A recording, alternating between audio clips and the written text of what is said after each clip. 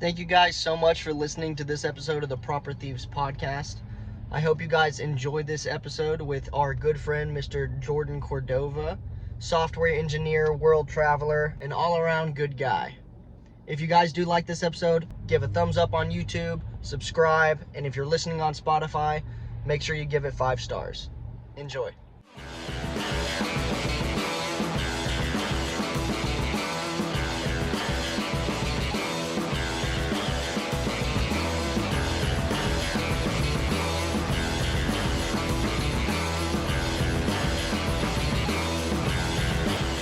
So I'll set the stage. So Jordan already knows what this is, but the guy in the blue gi, his name is Hodger Gracie, and he's one of the best Jiu-Jitsu fighters ever. Okay. And the guy on top, his name is Jacare Souza. He's also one of the best Jiu-Jitsu fighters in history. This is the final match of the Mundials, which is like the pinnacle competition in Jiu-Jitsu. The World Championships. The World Championships. This is like the two best people in the world at the winner-takes-all match. Yeah. And we'll let you play, so...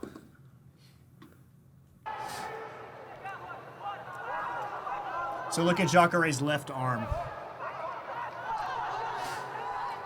Right now, Hodger's trying to crawl his legs over Jacare's back and then throw his legs over for either a triangle or an armbar. And he's close. See how deep his elbow is? Yeah. 10 minutes into the match right now, by the way. Oh my gosh. How long are jiu-jitsu matches? I think this was 15 minutes, I think. It varies by organization. So his left arm, he's caught. Yeah. Right now, it's like popping, pop, pop, pop, pop, pop, pop, pop, pop.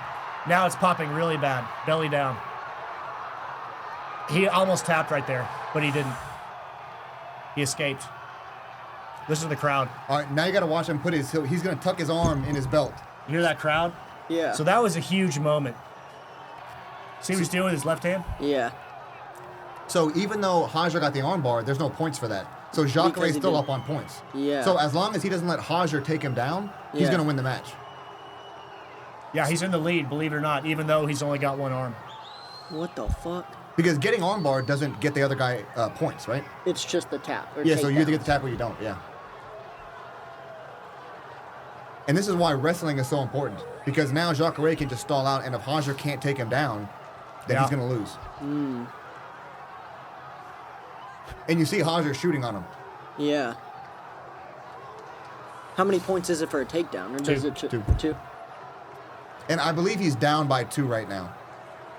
So a takedown will tie it up. Yep. And then he would have gotten an advantage for almost finishing the armbar. Yeah. So an advantage isn't a point, but if there's a tie, then you go Yeah. by who has the most advantages. And you see Jacare keeps going out of bounds, Yeah. because then it keeps resetting. See, he knows what's going on. He knows he has to, if he survives, he wins. Yeah. See, in a unimportant match, he probably would have just tapped. Yeah. But Wait, so he got taken down? now he's out of bounds. Yep. Which is why he's staying so is close. just the yellow part out of bounds? Yeah. Okay. This is very cheap. To be honest with you, this is a very cheap tactic, but Yeah, but a win's a this win. is so the cool thing about jiu-jitsu is you only need to win one world championship, and then you're a world champion for your rest of your life. That's true. It's not like heavyweight boxing where you're the current champ or the former champ. Yeah. And jiu-jitsu is just, that's a world champ. Yeah. And so for a lot of these guys, especially this is 2004, I think, this is the time when like the plan was you win your world championship, you go to America, you open your gym, and then you're set for life. Yep. Really? Yeah. So if either of these guys wins, it's like their future is set financially in the jiu-jitsu world. Their legacy is set. Yeah, you see him tucking his arm into his belt? Yeah. His Yeah. left arm? Yep. That's the most samurai Were there- shit I've ever were seen. there Tucking videos? your what? Were there videos that came out like what his arm like looked like? Like he had to have surgery and stuff? I don't know. I don't know. Typically, when you get armbarred, it dislocates, but dislocates. you're okay. Oh, okay. It might hurt. It's not Yeah, the it's just greatest, like- but it's not world-ending. Listen to the crowd. So is that it? That's Yeah, it. he won. That's samurai shit. Tucking your hacked away arm into your kimono and crazy. finishing the fight. No, so walk me through like what is a basic like jiu-jitsu match. Hold on, let me pause this. Yeah, like how does the point system and stuff work? Yeah, so you start out standing, right? Okay. So the point system is pretty simple. If you get a takedown, so basically you take your opponent either down to like his butt, you get 2 points for that. Okay. Right? If you pass his guard, meaning you pass both of his legs and you hold that for 3 seconds, that's 3 points. So it's passing the guard. Then if you go knee on belly and you hold that, so each position you have to hold for 3 seconds. So then you go knee on belly, that's 2 points.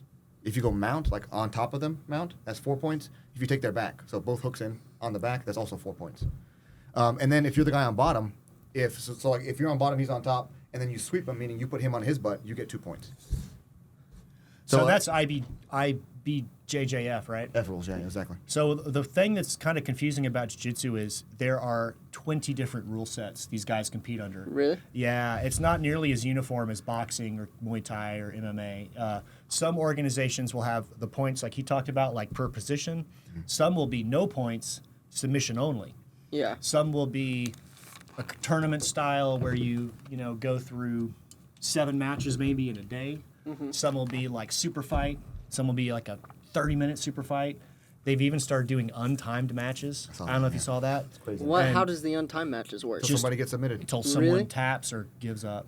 I bet those are brutal. Which It was to like me is 2 hours insanity. long. It It's was insanity. actually a guy from B Team, Isaac. He's not at B Team anymore, but he went like 2 hours with this dude. Oh my gosh. Unreal. What do y'all prefer?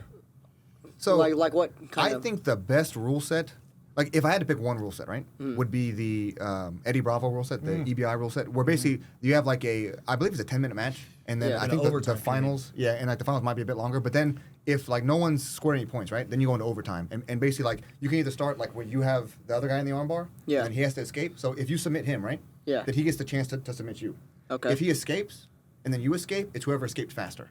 Really? Right? Yeah. Or so like you can do it from the back or like from like an arm bar. So basically it gives some definitive end to the match. Yeah. Whereas oftentimes in a lot of these point matches, so at the world championship level, especially like in gi, with the smaller guys, it's so hard to score anything because they're so good, their guards are so tight Yep. that like at the end of the match it'll be 0-0, one advantage each. Yeah. And then it's purely just a ref's decision at that point. And oftentimes there really isn't any good criteria to say who won. Yeah. So then they just kind of give it to somebody and it's like, well, that's kind of Fucked. Yeah. Yeah. you like no one likes that outcome. So EBI is probably the best. Me personally, if you had 2 guys who are both like killers, if you say, hey, 20 minutes submission only, and then you do the EBI, Yeah. and so if no one got the submission, then you do the EBI ending. That's probably the overall best. Yeah. ADCC does it like where I believe for the first 10 minutes there's no points. So for the first half of the match, Yeah. there's just no points. So then what's the point in even doing it? Well, because if you get just the if you submission, sub right? them? Yeah, if you sub them. Okay. And then the second half points start. Gotcha. Yeah, so that's a pretty good rule set too. It's not bad. Okay. Yeah, I actually agree with Jordan. I like the EBI rule sets. I like these. I don't really like points that much because, especially from a fan's perspective, it can lead to a lot of uninteresting stall outs and stuff. Like you mentioned, you get 4 points for passing the guard or 4 points for mount. So what guys will do is they'll do a quick burst of energy to do one cool move, and then they just camp out for like 7 minutes because they're Yeah. 8 points ahead. In a non-point submission only, guys are more willing to like go for arm bars, go for takedowns, try stuff. true. Yeah, it's And just more entertaining Yeah, to and even if watch. this guy passes my guard, so what? Yeah. I'll just recover and stand up, or Yeah. And so, from a fan's perspective, it's much more fun. I feel like to watch no-gi, no-point matches. But for one counterpoint too, right? If there are points, so to say like I take you down and I pass your guard now, I'm up 5. Yeah.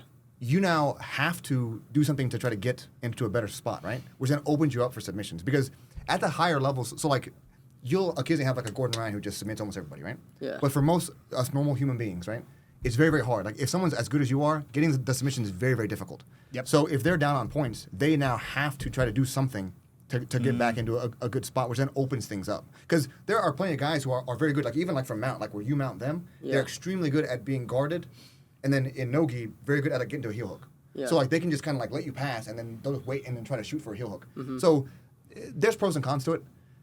There I is do no like perfect the rule set. overtime rules, where Yeah, at because a then it's certain point- definitive. Yeah. Yeah. You know what's but from a martial artist like perspective, the untimed match is the most intriguing to me. The what? Untimed matches. Really? Yeah, because it's almost unheard of. Yeah. And it's like the most barbaric rule set you can do. Yeah. It's like you're agreeing to just go into the deepest waters of the Twilight Zone Yeah. and cardio and all this stuff, and it's extremely boring from a fan's perspective. Like a 2-hour grappling match, but if you think Yeah. about like the technical how the technical aspects will change under that rule set. Now, things like holding a position, leverage, waiting, there's much less rush. There's no time limit. There's no points. And it's just like a pure you and this guy in an alleyway type fight. Yeah. There's no rules. Hearing no the other one's dude's coming. breathing constantly, and you're listening to the other guy breathe and hoping he's more tired than you are. Yeah. It gets real Technical. primal. It gets kind of primal in a weird way. Well, jiu-jitsu is so much about leverage and efficiency, where the guy on top may be exerting less energy than the guy on bottom. So let's say it's 60-40. The guy on the bottom is now 40% behind, and as time goes on, his cardio will drain faster because he's working harder. He's working against leverage and mechanics and gravity. Yeah. And so now it's so important to get to these mechanically advantageous positions, you know?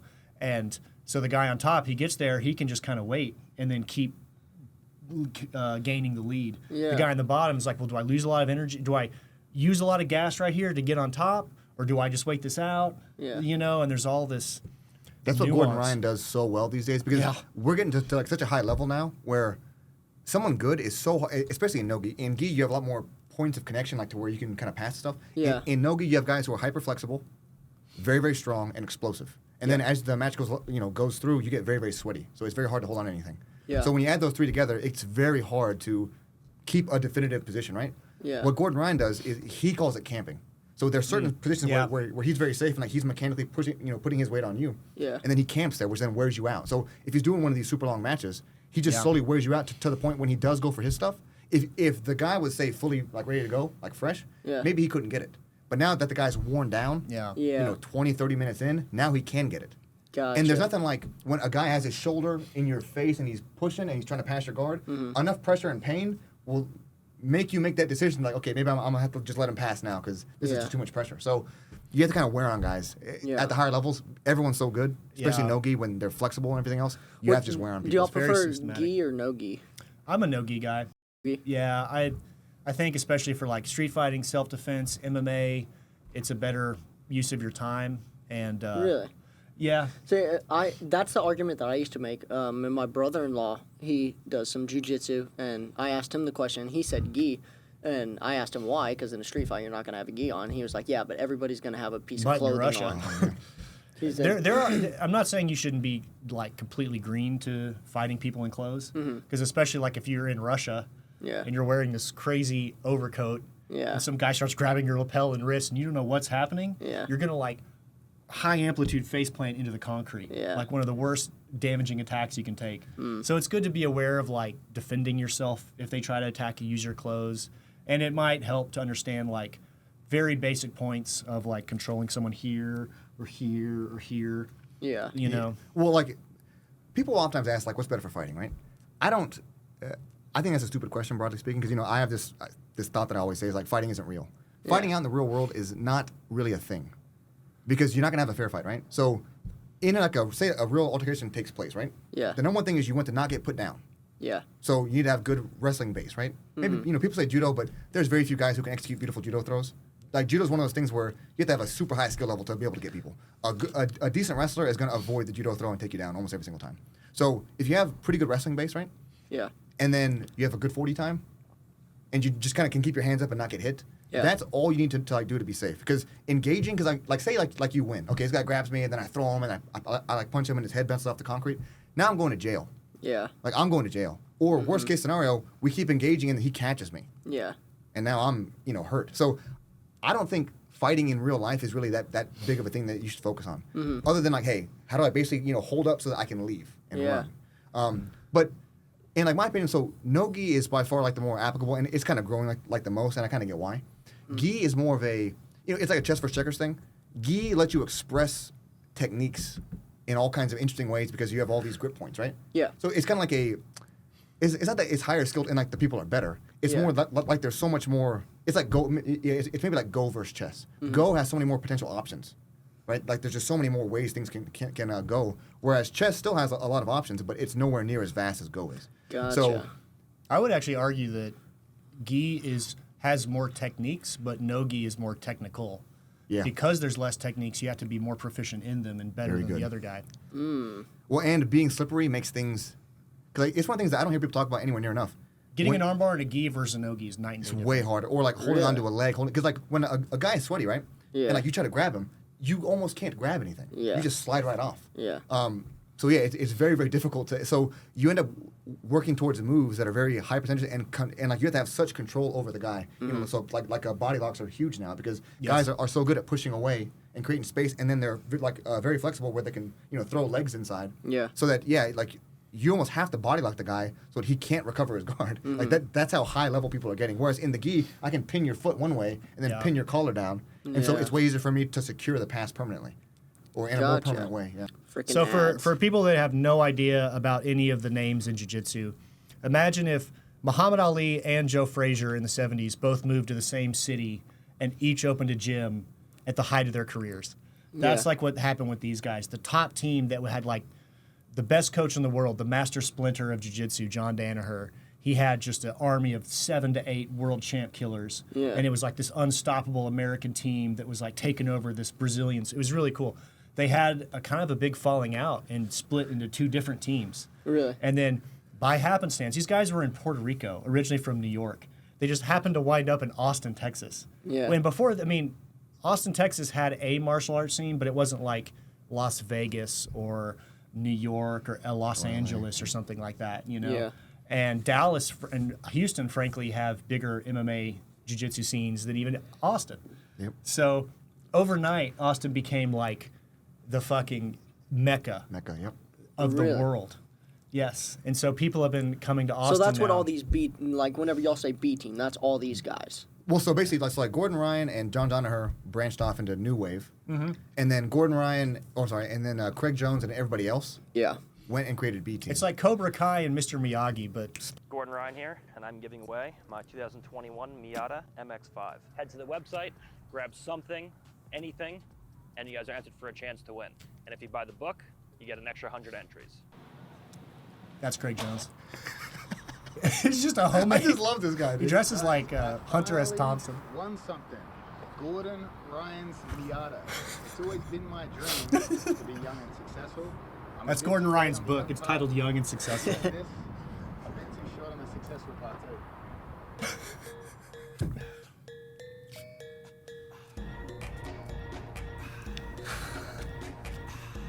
That's the Tokyo Drift Fast and Furious song.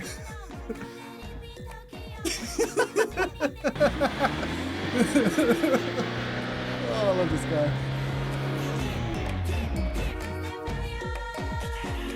That's in the parking lot behind the gym.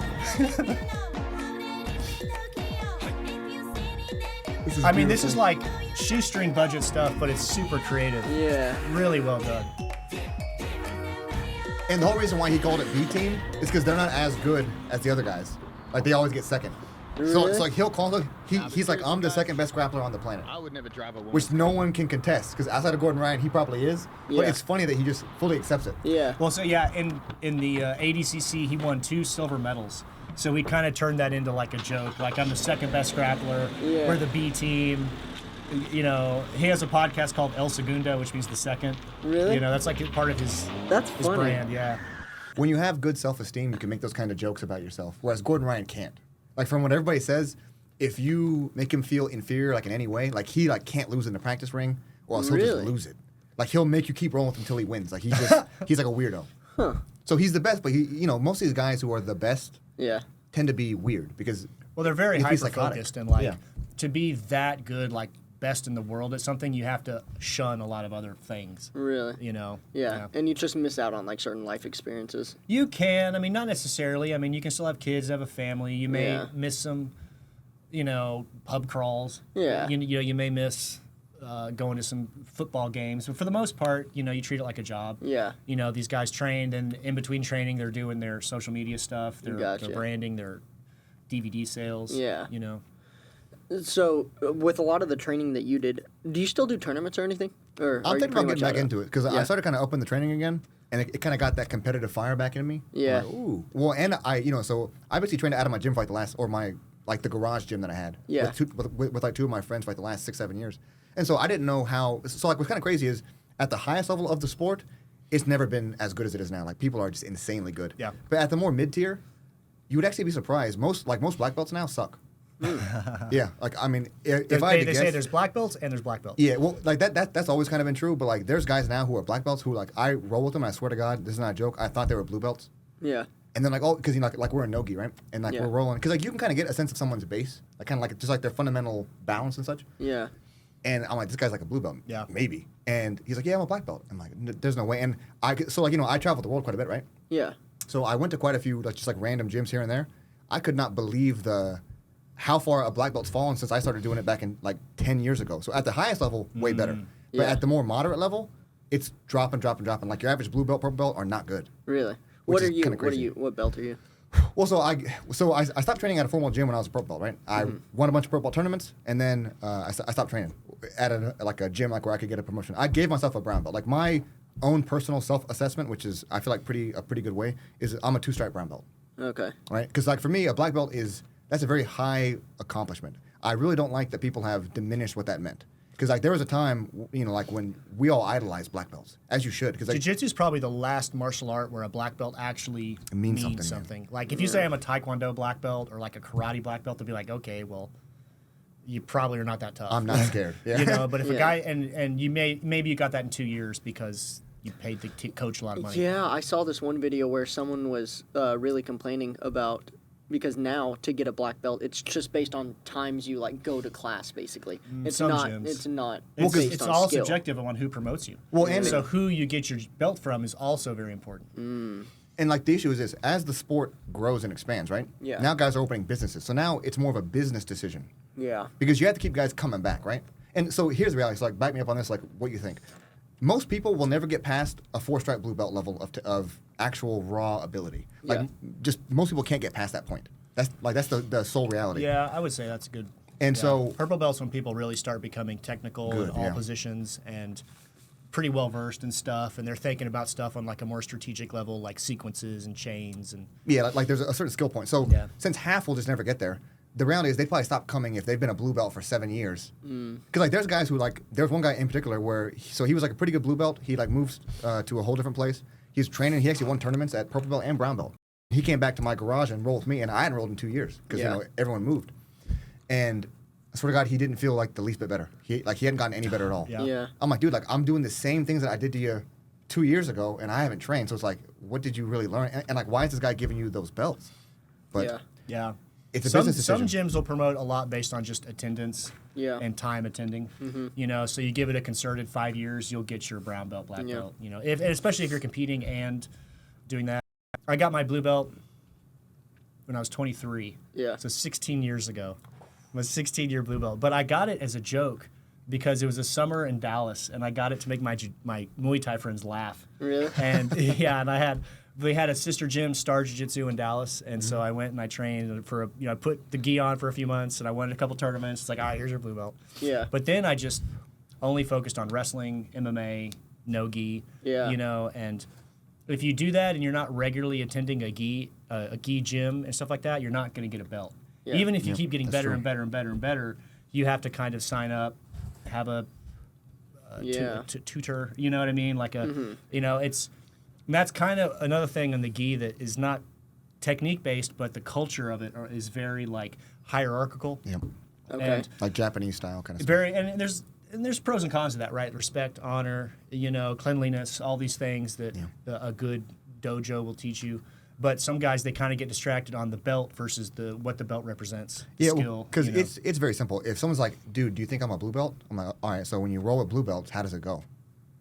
So Yeah. like people ask the question in a very weird way because it's like different ways of thinking. Some people want a belt, right? Yeah. But for me, so say so I'm wearing a brown belt, right? I roll into a gym. Say I get embarrassed. Yeah. Like I'm not actually a brown belt, for example. I wouldn't want to roll in wearing one because I would feel embarrassed. And like I've seen this happen to guys, like they roll into a gym and like they get crushed, like bad by guys who are like a solid blue belt, and the Yeah. guy's a brown belt or a black belt, and he gets crushed. I'm like, dude, why would you even want to have that belt on? Because They don't know. They don't travel around a I lot. guess, well, because like I've seen it like in the real estate game too. Like guys will be like, yeah, bro, I'm in on that deal for $100 grand.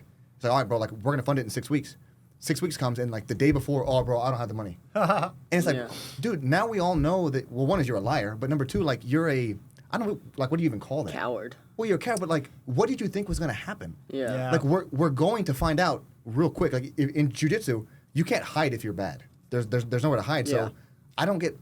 If you're gonna BS, go to Taekwondo or something, or Kung Fu, right? Yeah, But fighting don't is do one of those jiu-jitsu. things where like your resume, you are your resume, Exactly. and like you prove it right then. Yeah. You know, and like you can do one round with some guy, and he'll immediately know. You'll know. Oh, this guy's not good, or wow, this guy's something Yeah. special. Yeah. What the fuck that just happened? Yep. Yeah. You know, so the first time I rolled with Craig Jones twice now. The first time was at an open mat when they first got to to Austin. And my friend sent me a text like, "Hey, we're gonna go to this guy's open mat this weekend." I was like, Craig Jones, baby. "All right." I didn't know who he was, Oh. Okay. but I knew who Nicky Rod was, and I was like, "Oh, that's that wrestler guy that." So I actually knew Nicky Rod from MMA. Okay. Because I would look for guys whose style translated very well to MMA, and he has a very brutal, simple, efficient wrestling based that like as a blue belt went and got like second place. Yeah. In the world, I was like, "That's Incredible. So I was like, "Oh, Nicky Rod, okay." And so I'm rolling, and I was like, "Hey, which one's Craig Jones?" They're like that guy. So I just kind of asked him for a round, and I was just blown away. I was like, "This is the best guy I've ever rolled with, hands down." Wow, wow, what the fuck? This guy has a gym here in my town. Yeah. Sign me up. Yep. You know, it's all it took was one round, and like just the way he slid the chokes in was just something I never felt before. Like the smoothness and the efficiency, and it felt like I was being Jedi mind tricked the whole time. Like, Really? yeah, it's very hard to describe, but like I'm going for stuff, and he knows what I'm doing, but he moves in a way that's like he's using very fluid, efficient energy. But everywhere I go, like he knows what I'm about to do, Yeah. and he makes me think that like this arm is in danger, and then this leg gets attacked, you know. But it was just so effortless, and I was just blown away. So Yeah, like the way that I put it is, so like you can be very good. So say like you're the equivalent of a guy making $400,000 a year, right? Which is Yeah. good money. But dude, there are billionaires out there. yeah, then you make a guy making $400,000 a month. Yeah, and You're it's like, this is wow, like these levels. Because like when so I'm not exactly sure how it is now for guys just going in, but like back in my day, typically what would happen is when you go in for your first day, you get crushed. Like meaning like they don't necessarily are trying to hurt you, but you find out They don't have a lot of mercy on you. you. Have no like you're like, oh my god, I have literally no ability here at all. Yeah. And it's a very humbling experience, right? A lot of guys won't come back after that first one.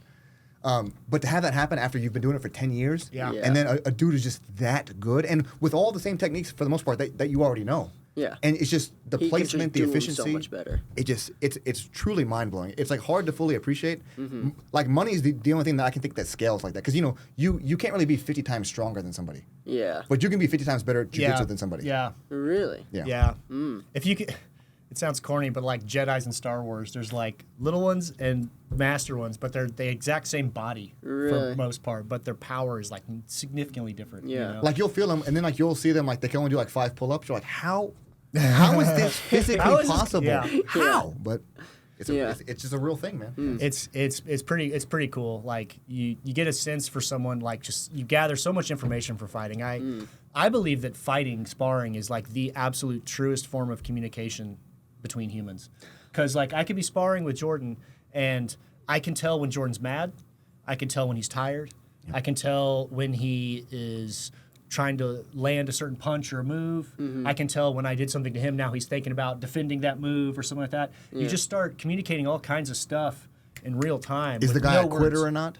That's a big Yeah. one. How do they control their emotions when they're on like the losing end of a situation? Yeah. Yeah, so like you can really tell how somebody is, which for guys especially, one of the reasons why, like, if you go into a gym and like you're good, like the gym that I just started going to, right? Because I just moved down here. When you roll and like they see, okay, yeah, this guy's good, you have an immediate bond there. Yeah. And it's just so, and like, Well, and you can tell too when someone's like rolling like an asshole, like they're kind of angry yeah. and they're like they're rolling like a dick. It's hard to describe, but you know exactly what I Yep. mean. You're like, Like come this on, guy's a bro. Yeah. dick. Like this guy pretends to be nice, but then as soon as you roll with him, Goes okay, boop, oh yeah, now your knee hit my nuts. Okay, oh your headbutt, and then there's some guys that are like they're just like emotionally like samurais. You know what I Yeah. mean? Like their emotional state doesn't fluctuate. It's just like a robot. You know. yep, and I love having fun. Like kind of like how like Craig Jones rolls. Yeah, That's you can how I tell love when to guys roll. are fun and they're having Yeah. fun and Yeah, they're well, it's you know. like let's work. Like when you're doing like regular practice, there's some people who won't let anything Yeah. go or happen. It's very weird. Like Yeah. you say that for competitions. Yeah. When you're just rolling, having fun, just roll and have fun, man. It's actually very experimental when you roll. You're supposed to try new things, Yeah. and be okay with it not working and then having to learn what went wrong. Or, you know what I Yeah. mean? If you never try new moves, you'll never Yeah, and there's build new moves. just like those some guys that just have too much pride and they're like, nah, you're not getting by me in any way, shape, or form. Yeah. I guess that's what it is. I truly don't understand what in your character would make you like that. I don't Well, understand. you have to have that though to be a fighter, because Maybe, yeah. would you rather be the guy that competes really well or the guy that trains really well? Yeah. The competitor will always have the higher standing than the gym warrior. You Yeah. know? But you have there has to be a time and a place where you're like, I will not budge an inch. Yeah. All the points are mine, 0 are yours. Yeah. I win, Tournament I rounds, take yeah. everything. Well, You know. well, the like one kind of weird thing is too is when there's guys coming in and like there's some guys who are too. Their ego is so weird. Like there was a guy who was an ex-army guy who like came in a role, and like I had him in a rear naked choke, right? So Yeah. like broadly speaking, you want to be careful locking on submissions. You know, some are safer than others, right? But you're like my number one goal is to not hurt my training partner. Yeah. That's Right. number one goal. Yeah. Outside of tournament rounds, that's That the means number you're a one good goal. training partner, yeah. That's how it should be. Yeah. I had this guy in a rear naked choke, and like he's like gagging like he's dying. Yeah. And I'm like, I don't want to do like I'm not here to do this. Like I'm not Yeah. here to go It's this like, just far. tap. I'm like, bro, just Yeah. well, I just let it go. I'm like, you know, or like there's guys you all having a heel hook and Yeah. being gentlemanly, especially like with leg locks. Anything with the knee, you have to be careful with, right? Yeah. I'm not gonna crank. I'm simply not gonna crank it. I'm Mm-hmm. just not gonna do it. But there are plenty of psychos who will do it, right? And so Yeah. like seeing guys who won't tap to it, it's like, bro, you're setting yourself up for failure. Yeah. But they still Well, do there's it. there's also people like me. Like the first time I rolled with you, like I don't know just anything tensed about up. jujitsu, and Yeah. so like if you put me in something like that, like I don't know what you can Yeah. do to me. So sometimes you have to put a little pressure to be like, Yeah. Well, look, rule number you're in danger. Well, right handle now. You should tap. and a good higher belt should tell you like, hey, bro, make sure Yeah. you're kind of tapping situations because you don't want to get hurt. Yeah, and you did that for me. Yeah. Yep. Yeah.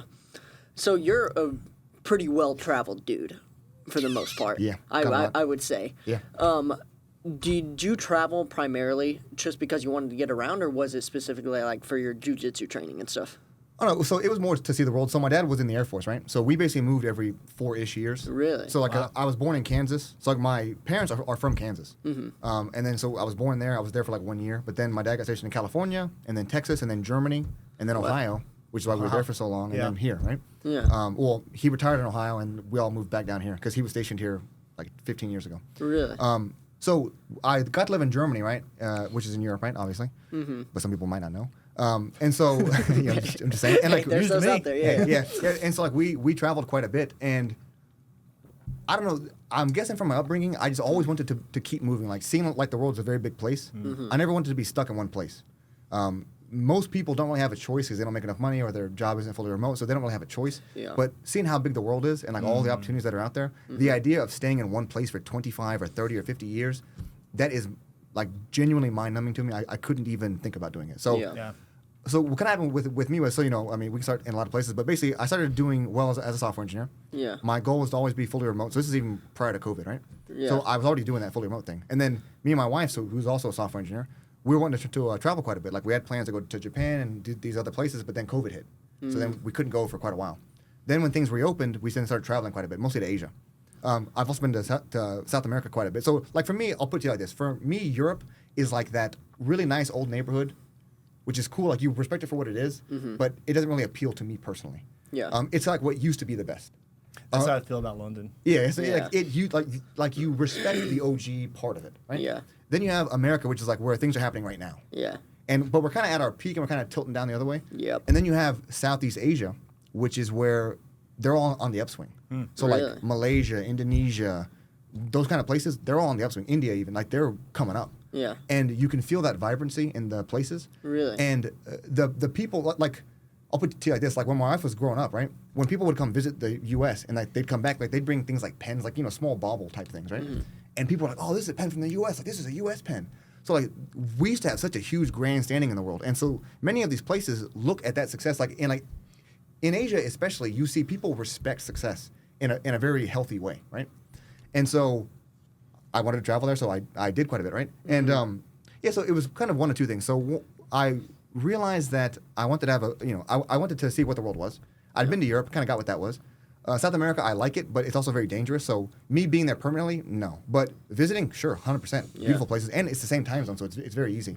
Really? Yeah, like you know, because like if you're on EST or Central Time, that's a huge chunk of what South America's in as well, right? Yeah. So if you're a digital nomad guy or like you work fully remote, you can be down there and like you don't even really have to change anything, right? You can use VPN so your boss doesn't know that you're there. There's all kinds of cute things you can do, but or if they're just cool with it, right? So I went to Asia primarily for two reasons. So one is I wanted to see it, and it 100% lives up to the expectation. So my two like favorite places was Singapore, and because I mean it's clean, modern, beautiful, very very wealthy. The people there speak English because Tokyo was also beautiful, but they don't speak English there. And if you're not Japanese, you're kind of outside the bubble. And so unless you're going to commit to like learning Japanese and really being part of that, it's a hard place to really try to move to. Yeah. But but Singapore is very multicultural. Like it's more multicultural in my opinion than the U.S. is. Really? It's just because like you have the Malays, you have the Chinese, you have the Indians. They're all there, and then there's plenty of expats, right? But it's kind of expensive. Like if you're someone from the U.S. and like you want to move to Singapore, unless you're going to work for a Singaporean company, which they don't pay the greatest and it's very very hard working hours, it's hard to get there. It's very very difficult. Like you can't just get a visa there very easily. A permanent residency is extremely difficult. So unless you're like already a multimillionaire and you're willing to invest, I think it's 2.5 million Sing dollars, which is like $2 million US. Really? It's hard to get a permanent residency there. It's very difficult. So I then went to Kuala Lumpur in my last trip, right? And it has almost all the great things about Singapore for about a fifth of the price.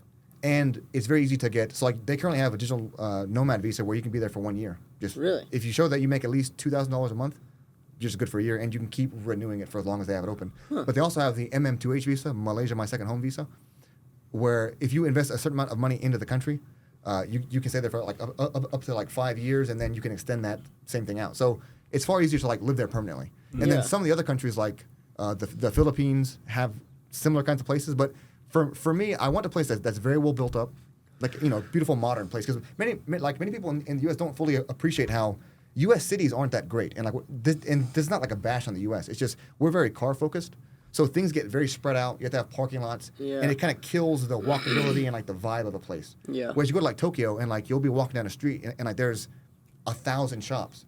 And like there'll be like a ramen shop, right? Where the guy's been making ramen for 35 years, running his own business. Yeah.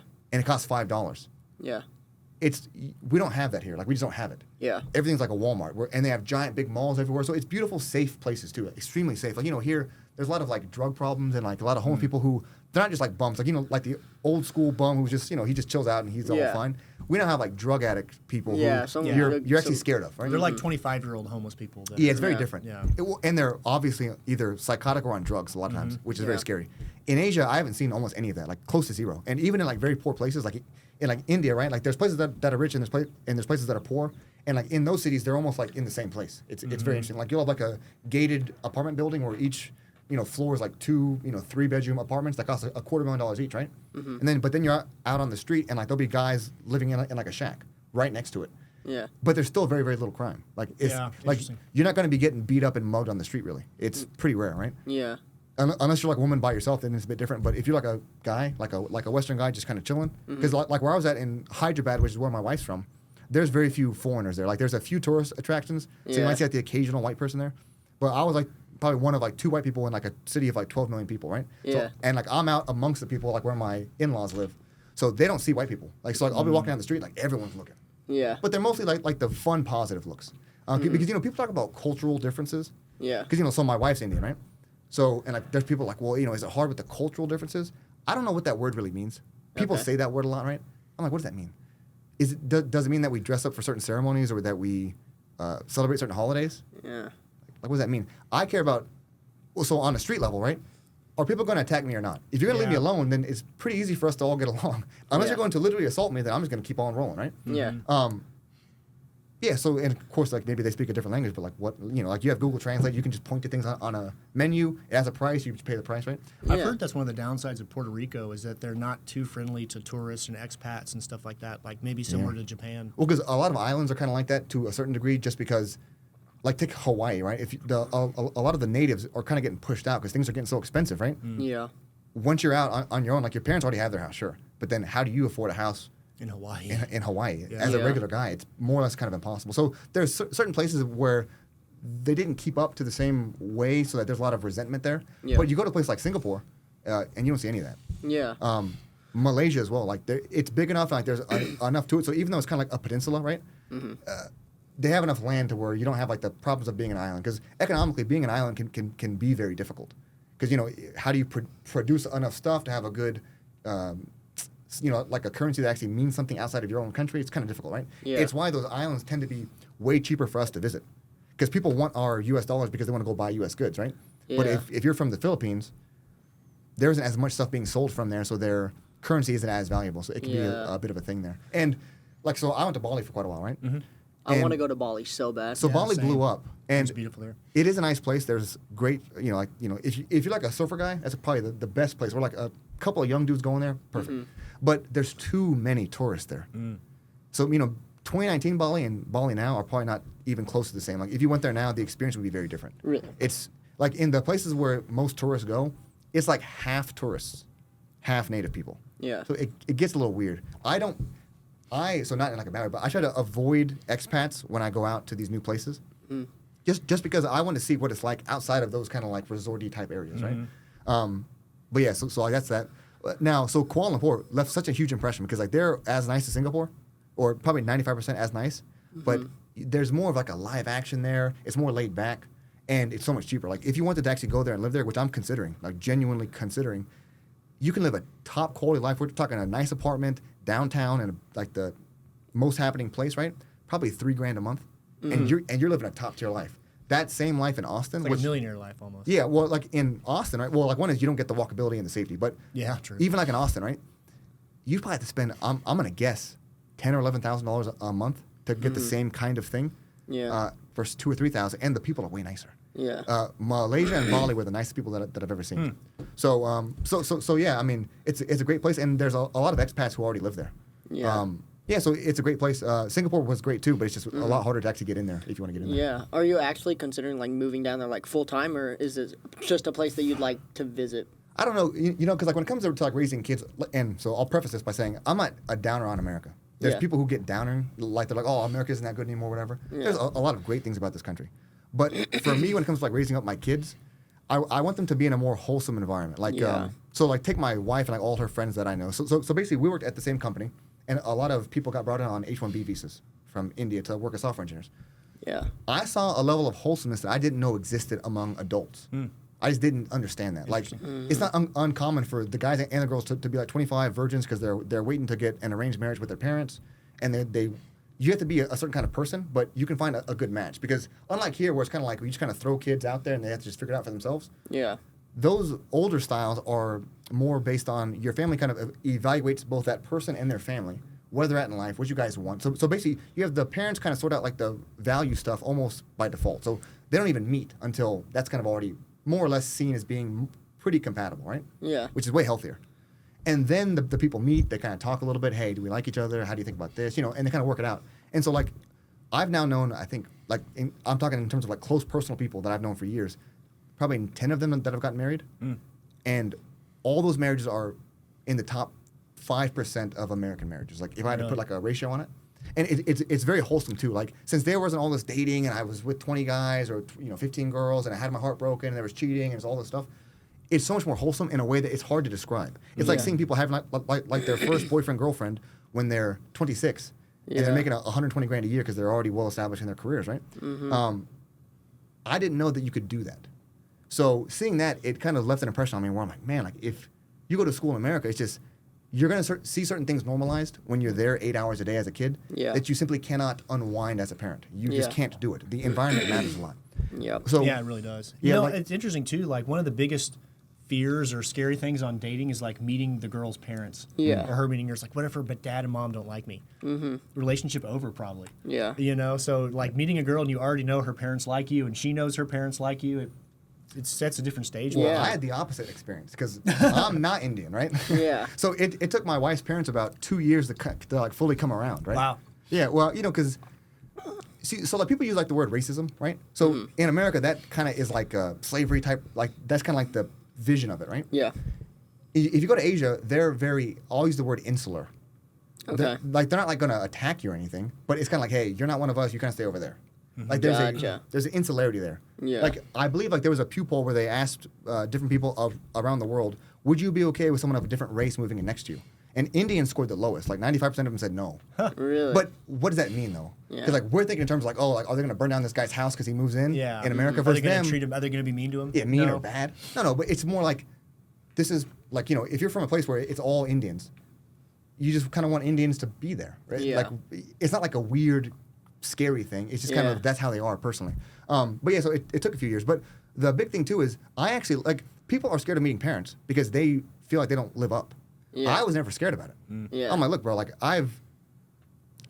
one thing that I'm proud of personally, so I have a great family, right? Yeah. Wonderful mom and dad, wonderful grandparents, a good brother. So I was very good in that I didn't make mistakes coming up. I went through high school, graduated. I knew me and my brother were both going to go to a college. My parents probably couldn't afford for us both if they're paying for it. So I joined the Army Reserves because then I could pay for that, right? Yeah. And kind of have enough money to not have to work like a job that I didn't want to work while I was in school. Yeah. And then I got a good degree. So I was planning on getting a PhD in philosophy. But after so going into my third year, I kind of learned what I wanted to learn.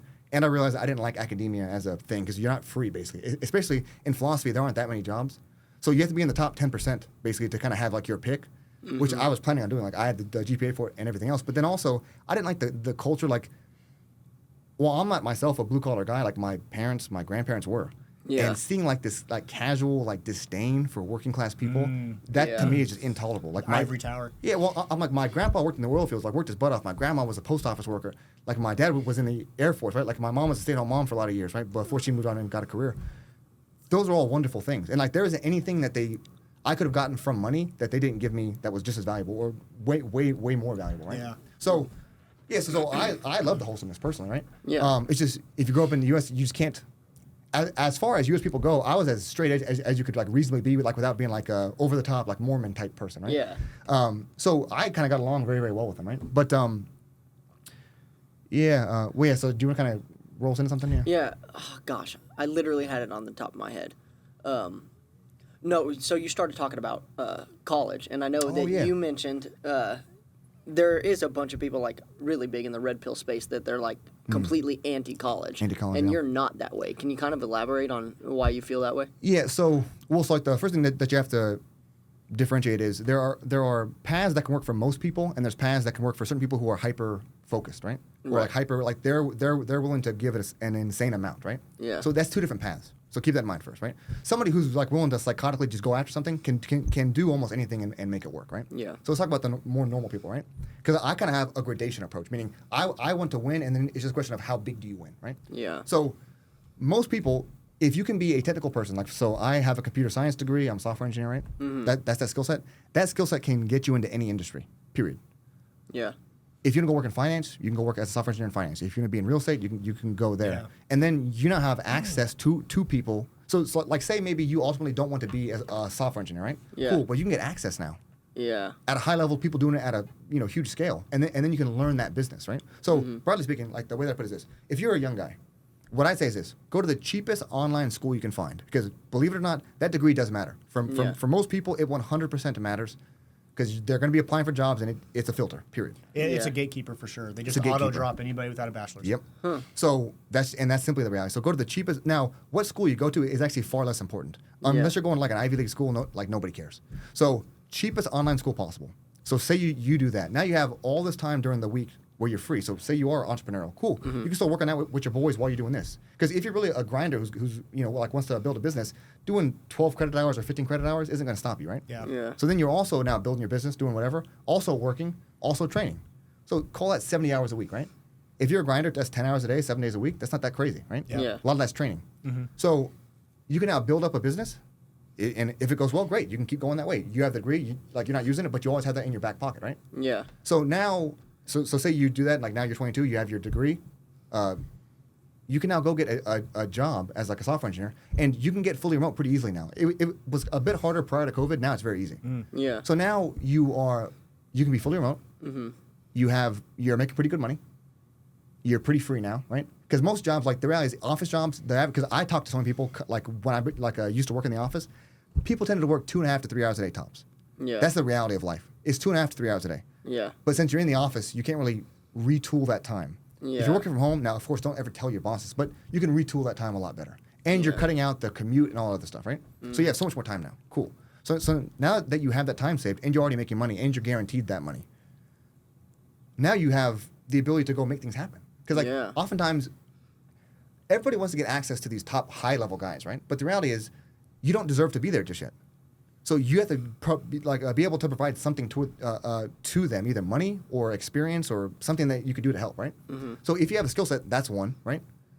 Number two is if you have money. Like many of the real estate deals that I get into now, right? You got to be bringing at least $100,000 minimum, right? Yeah. So you have to have money to be able to do it. Like, people talk about, oh, can I learn investing?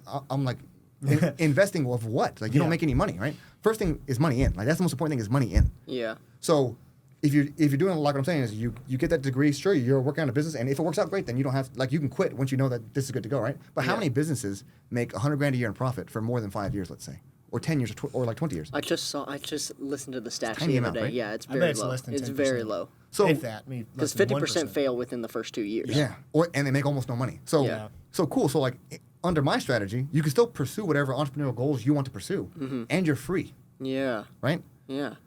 Which is fantastic. And then you can hopefully, like, depending on how flexible your job is, you can then explore the world while working, while making plenty of money. Because trying to go and explore the world when you're making, you're like, bro, I only have $300 for the next 2 weeks. That's not fun. I wouldn't enjoy traveling if I had to like live like that, So I do pretty well. Like, I've been making, say, over $400K a year for quite a few years now, right? Yeah.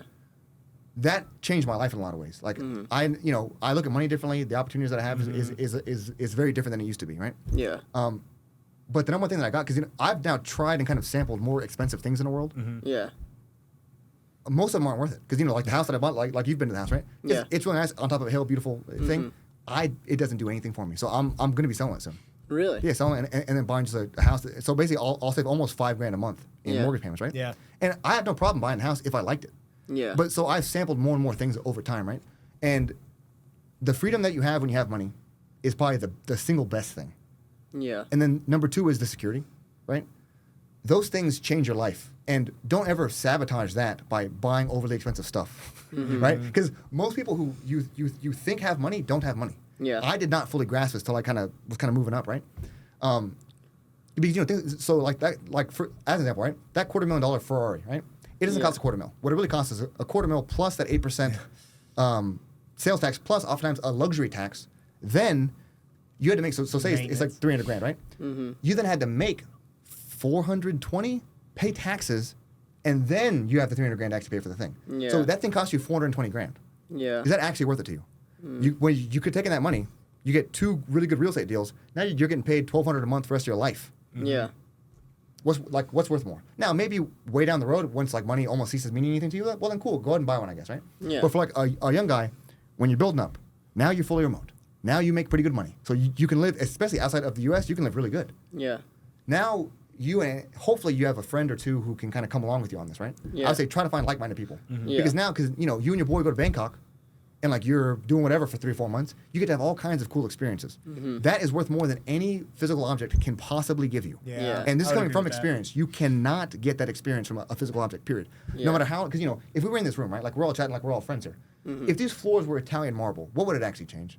It wouldn't change anything. Like that's a $4,000 light fixture. Yeah. It changes nothing, right? Yeah. But having your boys smoking cigars, having fun, that's what it's all about, right? Yeah. So don't ever so like what I'm trying to say as a piece of advice, as you get up, don't start spending money stupidly. Spend it if you're gonna blow money, blow it on a fun experience. Yeah. Period. Do it on that. And then as time goes on, right? So you have all those fun times, right? You've now built yourself up as a guy. Cool. Now you can start looking for girls, right? Like at some point you're gonna want to get married. Like in like my opinion, guys or like people who are like, oh man, getting married stupid or it's too dangerous or whatever, or like women aren't good or like those kind of ideas. That's crazy. 99% of people, of course, there's always people who are exceptions, but 99% of people are gonna get their meaning from life by having a great family, people that they love and care about. Like just think for 1 second, there are people in the world who have nobody, Yeah. Yeah. genuinely nobody. They get put in a hospital, they're calling nobody. Yeah. If I want to like make myself sad, I think about that. Like that will immediately make me sad. So Yeah. hopefully you're not there. But say you like were there, right? Cool. You build yourself up. Now you get to be the guy who broke that chain. Yeah. And but you have to be somebody who can have a great wife and be a great husband and then be a good leader to your kids, right? So if you do what I'm saying, right? At any point, like you're a software engineer, you're working fully remote. Cool. You have a great business idea. Maybe you go and do it. It makes a lot of money. Cool. Then you can stop being a software engineer. Yeah. But say you start the business, it doesn't go the way that you wanted. You're like, oh, crap. You can always go back to it. So Yeah. you always have a baseline level of success that you basically lock in. Yeah. Have you ever heard of guys like overclocking their jobs and working like a couple at the same time? Overemployed? Oh yes. Overemployed, yeah. Oh yes. I know a lot of people who are doing this stuff. What's yeah. that? So it's people who work like multiple full-time jobs or maybe like a job and a contract job. Because like I was saying, like it's fairly easy to stack these kinds of things because most people only work about 2.5 hours a day, 3 hours a day. Yeah. And if you're hyper competent, that might only be like an hour a day. Right? Yeah. Wow. And different companies have different workloads and stuff. But so I know plenty of people doing this, and like it can supercharge your income, like for sure. And That's such an advantage of your plan and what you're talking about. That's such good advice. huge. Yeah. Well, You that know? plus you're never worried about losing a job. Yeah. If you Yeah. have 2 or 3 of them, you're like. Yeah, if your income goes from 100% to 75%, it's not that huge of a loss. And you if can you're- Especially if recover you from- follow your plan and don't go spend money Yeah, on and stupid shit. Yeah, Yeah. and if you're doing so say you're doing 2 or 3 jobs, for example, right? So say you're making 120K per job, you're working 3 of them, right? You can live off $7,000 a month, and then the other 15, 16, that's getting Invest. invested every single month, Yeah. right? Yeah. Just coming in, or hey, maybe one month's like, hey, we're going to Bali, we're going to blow it up, we're getting the gigantic, huge rental. Yeah. Cool, right? But it's either going to an investment or a great experience, one of the two. Yeah. Yeah. I love that about going out and getting a great experience too. rather than going it. Because I've never been a big materialistic dude. Like, Mm-hmm. I still want to like experience the supercars and stuff like that, but I would never buy one. I would lease it or rent it or. I something rented like that one, and yeah, it was fun. But after about 4 hours, I was kind of cool. I was like, okay, yeah, cool. done. Yeah. So now, had I loved it, right? Or like I had like a bunch of friends, like we were always going to the track and racing, then maybe that would make sense. Yeah. But unless it's going to give you a fun experience, Yeah. it's just not worth it. Yeah. Yeah. Yeah. I agree. Like there's a lot of like anti-marriage stuff going on, right? And there's a lot of like there was a guy that we were talking to in the past when we were at the cigar lounge, and I was talking with him. And there's a lot of guys who have had bad experiences, and so they get kind of scared, I think, right? Yeah. And rightfully so. Like there's guys who get their lives obliterated, right? Yeah. So I understand all that. Like I want to, first recognize that potential issue, right? Yeah. Yeah, you're not necessarily against marriage, but you're against bad divorces. Yeah, well, It's different. So like I'll put you this, like coming up, and like this thing that kind of scared me a lot, right? Because I was gonna get married and have kids. I saw guys who basically they would meet a girl, she was okay, they didn't feel like they could get another girl, so they just kind of dealt with it. Then they took a job because they got her pregnant, and then they get married, and then like they're overweight, they don't do things that they like in life, they feel Yeah. stuck. Their wife doesn't really like them that much because she was never that great of a pick to begin with. Yeah.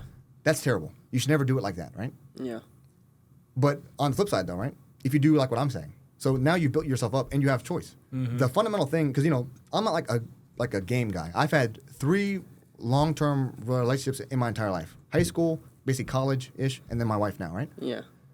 So I've never had drama, cheating, crazy, not one time. Yeah. The first 2 obviously didn't work out, right? Like, hey, this isn't really going to go, end in a marriage. We're just not really that compatible. Fine, and we kind of move on, right? But like nothing crazy, nothing disrespectful, like none of those kind of things. Yeah. The number one thing that you can do as a guy is you have to have boundaries from day one. And you need to draw them reasonably. Like this is broad people in life, right? When you draw boundaries that are good and reasonable and you enforce them, what you won't ever have happen to you is have people in your life who are bad to you. Because Yeah. you simply do not tolerate them. If they're Yeah. like that, you say, hey, look, bro, this is how it's gonna have to be. Yeah. And if it can't be like that, then I understand. We're gonna just walk away. Yeah. So you almost can't have bad people because like I've seen these guys who like date these crazy girls. That has never once even somewhat happened to me because Yeah. if somebody acted crazy, it's just Me either. Yeah. it's just done, right? Like this just doesn't exist, right? Plus, why do you even want to risk getting someone like that pregnant? And Yeah. I've seen guys who did it, and it obliterated their entire existence. So Yeah. basically, what I'm trying to say is this: if you're a guy, you need to be that guy first of all. You need to be somebody who's dependable, Yeah. responsible. Like if you had a daughter, you want to be the kind of guy that you would want her to marry, right? Yeah. So that's number one. Number two, relationships are 90%, in my opinion, of the work is picking the person initially. Yeah. What are they in their life? And you don't base it on what they say. You base it on their outcomes. What are Yeah. the outcomes that they've accomplished in their life? That's how you know who somebody actually is, right? Yeah. Yeah. Because like say someone's like, hey, I used to do meth, but I'm clean now. Yeah. Okay, well, how long have you been clean for? Oh, well, 2 weeks. Okay, I don't buy it, right? But Yeah. but say some guy was like, look, bro, 15 years ago, I was a meth head, and now I have a successful business, I have a good wife and great kids. Now I can trust that you actually changed, right? Yeah. So 90% of what you need to do is pick somebody who's good from the start. They have good fundamental values, Yeah. and like you can tell, like any Yeah. guy, I don't buy that they just didn't know she was crazy. I do not buy that. You can tell how somebody is. Yep. And then, in my opinion, you should date a few years and then live together for like a chunk of time. Because you need to know what someone's like day in, day out. Because real life marriage, right? Like this isn't some YouTube video. In real life, it's like taking care of the laundry, taking care of the kids, taking care of the dog, cleaning the house, all that stuff, right? So Yeah. you need to know someone solid in those areas. Yeah. And then both of you need to have good, solid boundaries on each other, right? Yeah. Like one of the ones that I talk about that might get me canceled. I don't know is you shouldn't be fat in your marriage. Yeah. If you're going to have a sexual monopoly on somebody, right, which is what you're demanding of your partner, then you need to provide a quality good, right? It's like, if I'm the monopoly, I need to make sure that you're getting something that's like you have to give them reasons, right? Yeah. And that's important because, you know, we oftentimes talk about like the negative virtues, like don't hurt somebody, don't do this, right? Yeah. But there's the positive ones too of you need to do these things, like you need to put this work in, right? Yeah. And too many people don't put that work in. And hence their relationship will diminish. Yeah. And things get worse. So if you have good boundaries and you put that work in, and you've chosen somebody who, you know, comes from for my green flags are, do they have a good family? Do they love their dad? So like this for women, do they love their dad? How do they treat relationships? It's not so much about them being a virgin, have a body count of 0 or whatever, but like were they getting in like really bad decision type stuff, like one night stands in the middle of nowhere where they could have got, you know, Yeah. or were they saying like, look, I dated, you know, this guy and we were together for 2 years, it just didn't work out, and then I dated this guy and we were together for like a year. Then like whatever the count might end up being, it was always in a good spot. Like they always acted in a way that made sense, right? Yeah. That's what you need to look for. You do that, you get to know them for a while, you date for a few years, you then, like the final stage, like for me, is you move in together and see what that's like. Yeah. So you combine finances, but not like legally yet, right? It's just you're just kind of sharing, you know, duties, and then see, does this person handle their duties and responsibilities in this framework, right? Yeah. If you've done all that, and then you hold good solid boundaries, and you're a quality person yourself, like you're the one, like you move up to the plate, number one, right? Yeah. And you kind of bring them up, then the odds of you winning, if I had to guess, are probably 80%. Yeah. Yeah. So just like think of the people in your life who have done that and have failed. So what's your like what is your time frame on that? So like meeting, dating, moving in, and getting married. Like what's a good time frame for that? Because I feel like a lot of guys would be in there, be dating, and then move in with each other in like I don't know, 5-6 months or something like that. Okay, yeah, no. Like, and then them be afraid of like hurting them or something like that, and feel stuck at that point. Yeah. And feel like trapped. That they I know a couldn't lot get of out couples it. like that where they move in and then it's like, well, we've been together 2 years, 3 years. Yeah. I'll give it a little bit longer. The sunk cost fallacy or sunk Yes. time fallacy. Yeah. Yep. And then before they know it, it's been 15 years and they never liked this person that much. Ever, And yeah. It's like, well, I guess we've done this. We may as well just the rest of our lives together. So Which- what's like a good time frame? Yeah, are you well, thinking? so like, I've kind of observed this. So in my own personal life and with other people, by the end of 2 years, all the newness has worn off. Because depending on how many past relationships that you've had, you're gonna have that cocaine phase of Yeah. a relationship, right? Yeah. Like think about like the first love, right? Yeah. Bro, that was like literally you were a coke addict for about 6 months to a year. It's easy. a high you can't describe. You Yeah. cannot You're in describe love. it, Yeah, and it's it's not. constant for years. And then you start to realize, like, oh, like why is this going away? It's like, well, that's natural. That's a atypical state, right? If you're together 50, 60 years, that's not going to be the norm, right? Yeah. So Yeah. you need that to wear off, like fundamentally. And for a guy, like the way that I put it is this, the kind of like the path I laid out, you're going to be around 25 when you're kind of in a good spot, right? I'd say wait till you're around 27, but before you're seriously getting ready to get married. If someone really great happens to come, well, of course, there's always a bit of an exception, right? But then you want to meet a girl who's probably 3-4 years younger than you, right? And because so most people, when you're in high school, one of the issues is you don't know when someone's going to screw up or not, Yeah. or if they're going to be a responsible person because they haven't had time for it to That's a really manifest good in point. their life, right? Yeah. But when someone's like 25, because you can't wait forever, obviously, right? So Yeah. there has to be a cutoff. In my opinion, around that 25 mark, you can tell how somebody is and kind of where they're Yeah. going in life, right? Yeah. So if you're dating somebody around that age and then you're together you need to be together at least 2 years before you get married because this whole wearing off phase that I'm talking about. Yeah. Because that needs to wear off because you're gonna have that fight one day and all the feelings are gone and it's just anger and there's this and then you got to work it out. That's the real relationship now. Yeah, that's right? the real test. Of like, how do we deal when it's this? Because oftentimes people who have a successful marriage are people who simply on the worst day didn't call it quits. Yeah. Yeah. Because sometimes it's just that worst period that you got to get through, Yeah. right? So you need somebody who's committed to it. And the final point that I'll say is this: who they're gonna call when you guys get in a fight, and those people's opinions are probably the most important thing. Because if she calls her mom and her mom's also divorced and she doesn't like her dad, she's never remarried, and she has a bad view of men, when a fight happens, she's calling her, and she's getting like, oh, you should leave him, blah blah blah. Versus someone saying, like they call their mom, dad, whoever, their confidant, right? And it's like, look, he's a good man. You guys need to do your best to work it out. I understand like there's a fight going on. What can you do to make this work? So you need people in their culture and their community Yeah. who are encouraging of this thing. Yeah. So this is so interesting to me is dating outside of America, dating women that grew up in different cultures, because it's hard to describe how different like a woman that grew up in a totally different culture Yeah. is compared to a woman that grew up, say, in Austin or Dallas. Yeah. You know? How have you found the differences between your wife and then the American women you dated in the past? Yeah, Or well, did you date American women in the Yeah, past? yeah. Okay. Well, and in fairness, like we were a lot younger then, so it's hard for me to Yeah, say it's exactly. different. Yeah, it's changed Yeah. a little bit, but well, like the way that Or I'll put maybe it is what this. you see the women now, you can Yeah. compare to. Well, so it kind of went back to like the whole kids thing, like maybe like moving out of the country. Like there's a degree of wholesomeness that exists in many places that is hard to describe. Like as a funny joke, right? There's a bit of an aside. I was considering just joining like the Mormon church. I'm like, if I have to find a wife, even though I don't believe it, I don't mind signing up and doing what I have to do to be part of a community of people who actually value these things. Because it's kind of Yeah. hard in America. Like to Yeah. have good family value places, like where do you go?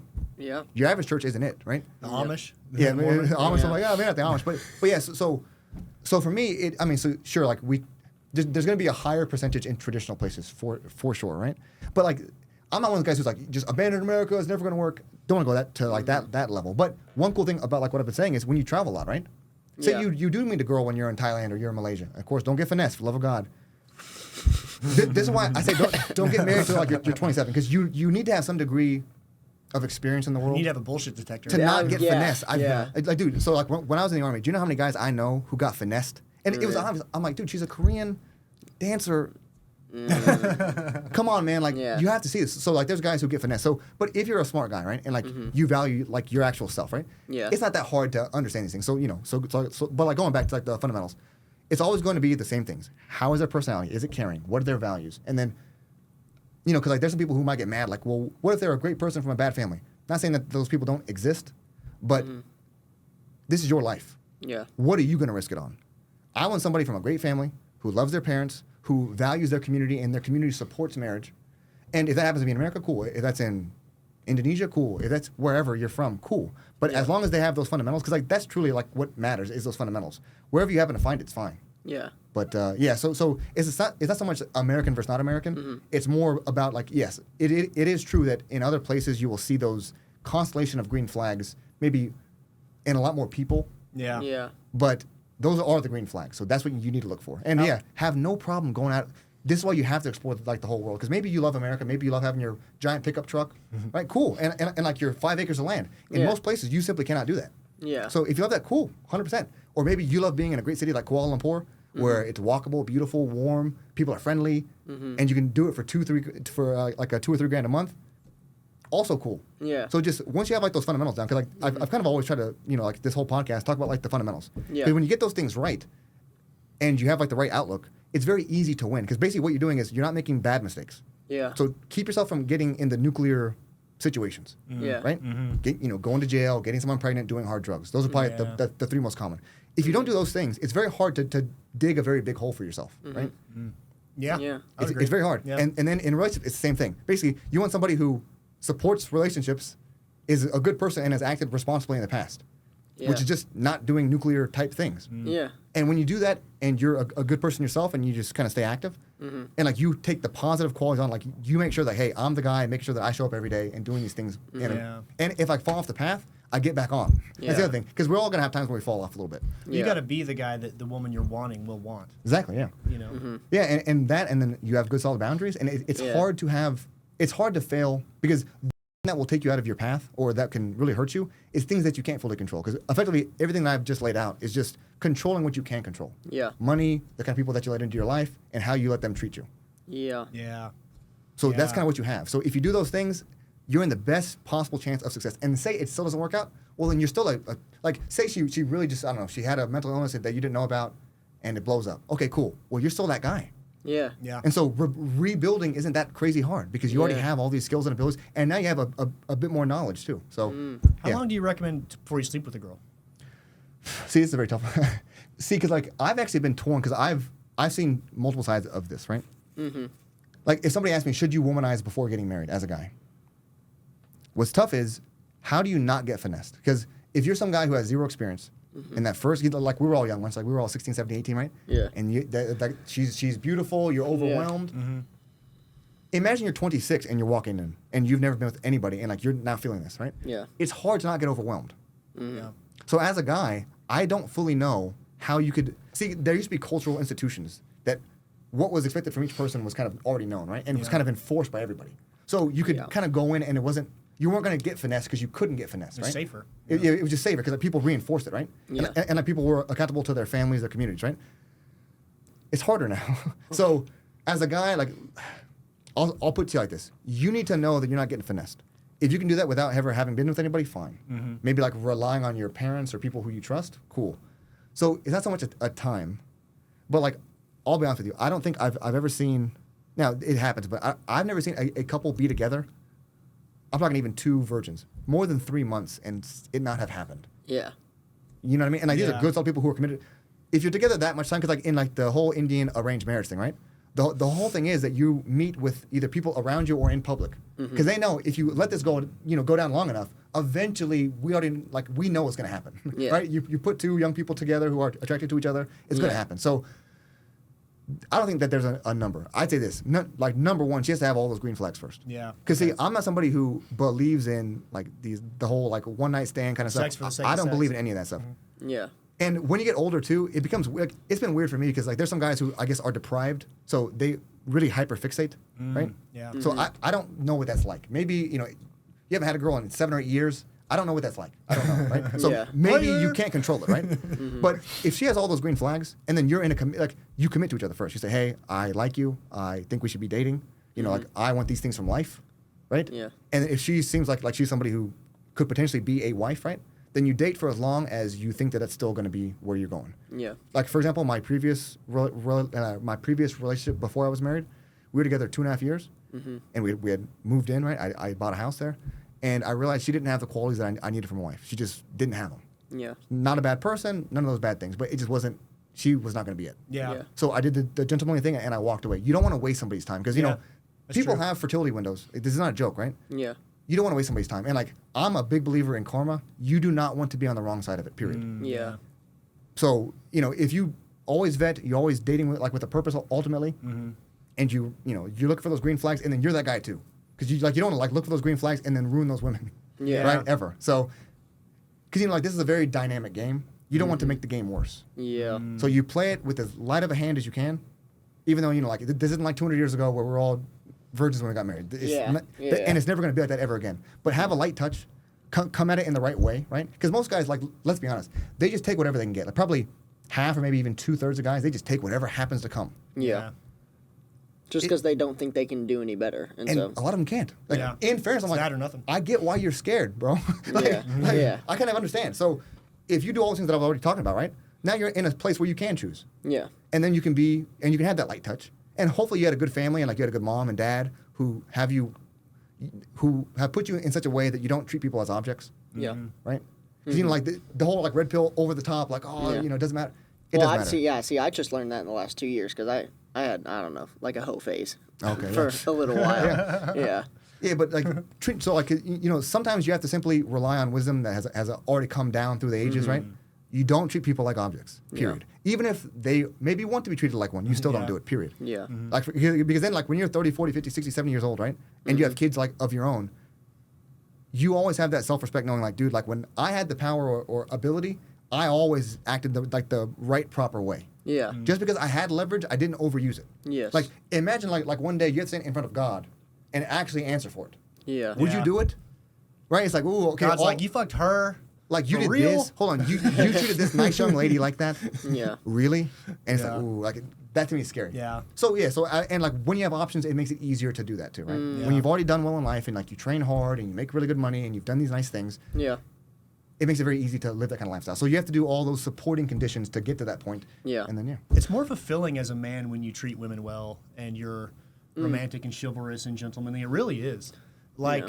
Well, to some people, because some people, especially with all the red pill stuff, Well, it's they may not have gotten a chance to experience it. yeah. you know? But a lot of the red pill stuff that I don't like about it is they're trying to really push you need multiple Like women, player- multiple player women, style, player, yeah. and that's going to give you because status. they're coming from a place, in my opinion, of how do I best not get harmed?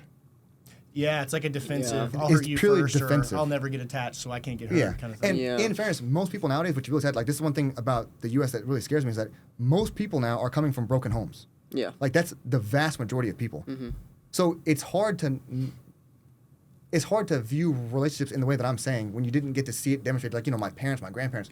This is what I see Yeah. all the time. So Yeah. I almost can't think in those ways, right? Yeah. I think too, as men, the more as a man you get finessed, like you called it, or get your heart broken or whatever, it hardens you into that player mentality almost. Yeah. And it's nice that you didn't have to experience that. He didn't experience getting Yeah. cheated on or lied to. Or, Well, I you know almost what think mean? it's So cowardly. Well, on their end, yeah. Yeah. But it's still, it's like getting stabbed or punched. Now Yeah. you're always like, you know what that knife can do. So you just Yeah. look at those knives a little Yeah. different, you know? Yeah. But I think that's what like bravery, like in a relationship, would be, is like being able and willing and okay if that was to happen, like being Yeah. able to let go and fall for somebody like Yeah. that. Because I feel Yeah. like most guys just don't do that. Well, and you know, if you've done like what I've said so far, right? I think you probably have an 85+% chance of winning, Yeah. and that's a good. It's not perfect. It's never going to be like welcome to real life, right? Yeah. But what else? What other game is there to play? Like you treat people like objects. Yeah. You have Yeah. kids that you barely see. Yeah. But you're cool to your boys. No, like that's not. Yeah. But like because like when you look back, like you know, like when I see my parents, my grandparents, and even myself with my nieces and nephews now, right? Like I'm working on having multiple kids, right? Because I want to have probably 4 now. Because seeing all the craziness makes me want to have more kids. Because Yeah. I'm like, somebody has to be out here raising up kids in a good way Yeah. to Yeah. push. So it's like all of us who want to do like the right things in life, we need to have a bunch of kids. Yeah. We Yeah. need it. And That's man, true. kids are wonderful. Like, you know, I have all these. So my nephews, like, so my wife's sister and her husband, like, they live in the same house with us, right? So I have 2 young nephews. So one's like 1, one's like 4. Man, they're wonderful. I love seeing them run around and They're laughing. fun. I love it. And so anybody who thinks like kids are like this huge downer, like, look, are they work? Yes, 100%. But they are worth every single penny. Yeah. Even just having them around you is wonderful. So yeah. So if we're committed to this, I'm telling you, have at least 3 kids. You Yeah. want to replace you 2 plus 1 more. Add a little bit more out into the world, right? Yeah. And boom, yeah. I love that. Yeah. Man, well, Jordan, this was awesome. You've given Yeah. some awesome advice. Before we go, can you give one last piece of advice to our listeners? You did really good growing up, but if there's one thing like you could have told like your old 18-year-old self, what would that be? Ooh. See, it's tough. And this isn't to like brag, but I didn't make any mistakes coming up. Okay. That's like one thing that I did extremely well. Yeah. Right. So just go back and re-listen to this entire Well, episode. but if I could Keep doing what you're doing, Well, kid. there was You're going there's places. one thing that I wish I'd done more, and I'm doing this more now, right? I'm very introverted, hyper introverted. When I was coming up, like you know, going like through college and stuff. So high school, I just had my friends because we all played football together, right? Yeah. After high school, I kind of shelled up to a large degree, where I didn't talk to people very much. Yeah. That was bad. I could have had so much more fun experiences had I just reached out and talked to people. So basically, like what I'm trying to say is have friends, have a network.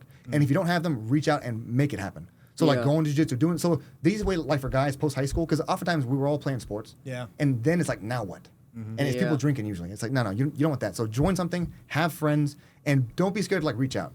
Yeah. You might get occasionally rejected. People might not like you. That's fine. Yeah. But for the love of God, have friends. Because like when all my friends kind of moved, like when I was in Ohio, right?